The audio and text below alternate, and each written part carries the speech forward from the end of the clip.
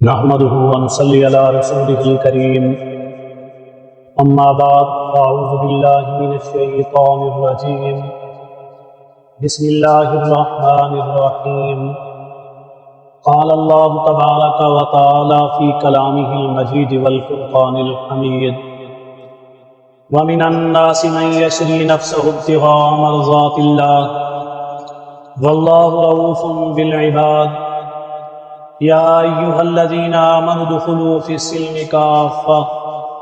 ولا تتبعوا خطوات الشیطان انہ لکم عدو مبین۔ صدق اللہ العلی العظیم۔ میرے واجب الاحترام خواتین و حضرات، ارشاد باری تعالی ہے وَمِنَ النَّاسِ، لوگوں میں سے بعض لوگ ایسے ہیں من یشری نفسہ ابتغاء مرضات اللہ، جو لوگ خریدتے ہیں اپنی جان کو اللہ کی رضا تلاش کرتے ہوئے، اللہ کی رضا چاہتے ہوئے۔ اس آیت کے اندر اللہ رب العالمین ان لوگوں کا تذکرہ فرما رہے ہیں جو اللہ کی رضا کی خاطر اپنی جان کا نذرانہ پیش کر دے، اللہ کے نام کے لیے میدان جنگ میں اتر جائیں، اللہ تعالی کے کلمے کو بلند کرنے کے لیے اپنی جان ہتھیلی پر رکھ کر خالص اللہ کی رضا کے لیے، خالص اللہ تعالی کی چاہت کے لیے، اللہ تعالی کی خوشنودی کے لیے، اللہ تعالیٰ کو راضی کرنے کے لیے، اپنی جان بھی پیش کرنے کے لیے تیار ہو جائیں، یا وہ لوگ جو ساری زندگی کے لیے اپنے آپ کو جہاد بالنفس، یعنی نفس کے ساتھ جہاد کرتے ہوئے اللہ کی رضا کے لیے ہر وہ چیز چھوڑ دیں جس چیز سے اللہ نے منع کیا، ہر وہ کام کرے جس کا اللہ نے حکم دیا، یعنی وہ اپنی زندگی کو اللہ کی جستجو میں، اللہ کو تلاش کرنے میں، اللہ تعالیٰ کو راضی کرنے میں صرف کر دیں، اللہ کی رضا کے لیے ہر وہ کام کریں جس سے اللہ اور اللہ کا رسول خوش ہو، اور ہر اس کام سے پیچھے ہٹ جائیں جس سے اللہ تعالیٰ نے اور اللہ کے رسول نے رکنے کا حکم دیا ہے۔ اور یہ وہ لوگ ہیں چاہے تو جہاد بالسیف کریں، چاہے تو جہاد بالنفس کریں، دونوں ہی عظیم جہاد ہیں جن کے لیے وہ اپنی جانوں کا نذرانہ یا اپنی زندگی کا نذرانہ اللہ کی بارگاہ میں پیش کر دیں۔ اللہ تعالیٰ فرما رہے واللہ رؤوف بالعباد، اللہ تعالیٰ شفقت کرنے والے ہیں اپنے بندوں کے ساتھ، یعنی اگر ان سے کوئی کمی زیادتی ہو جائے، اگر ان سے کوئی خطا ہو جائے، اگر ان سے کوئی گناہ سرزد ہو جائے، اگر وہ اللہ تعالیٰ کے حکموں کو 100% پورا نہ کر سکے، اگر جن چیزوں سے اللہ نے منع کیا وہ 100% نہ چھوڑ سکے،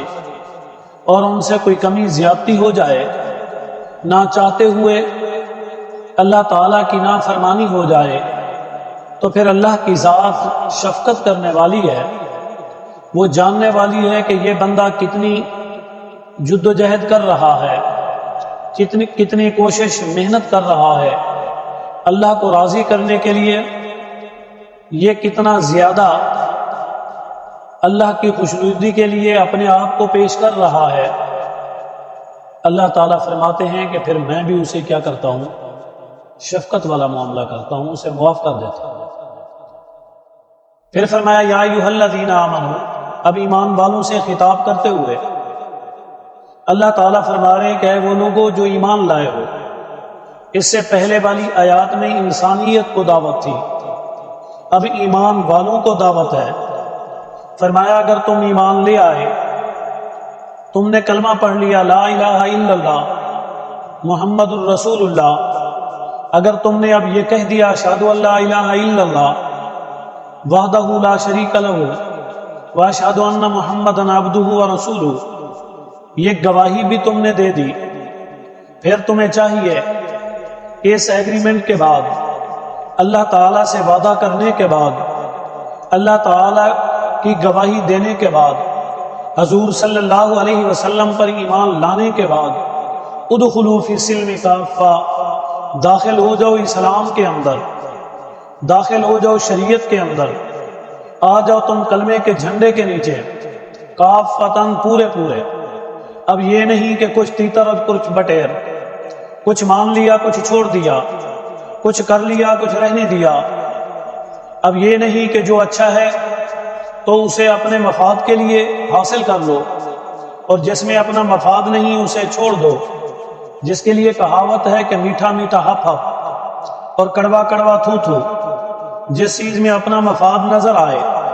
اس میں شریعت کو آگے لے آئیں،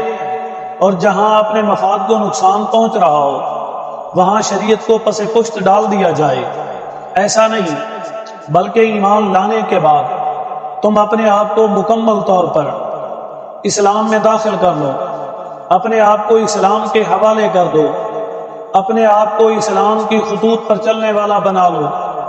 اپنے آپ کو اللہ کی مان کر حضور کے طریقے کا شناسائی بنا دو۔ اگر ایسا نہیں کرو گے وَلَا تَتَّبِعُوا خُطُوَاتِ الشَّيْطَانِ، پھر شیطان تم پر حملہ آور ہوگا۔ تو اس لیے چاہیے کہ تم شیطان کے راستوں کی اتباع نہ کریں، آپ شیطان کے راستوں پر نہ چلیں۔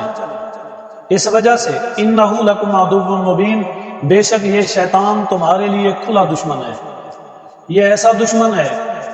کہ جو علل اعلان کہہ رہا ہے کہ میں تمہیں بہلاؤں گا،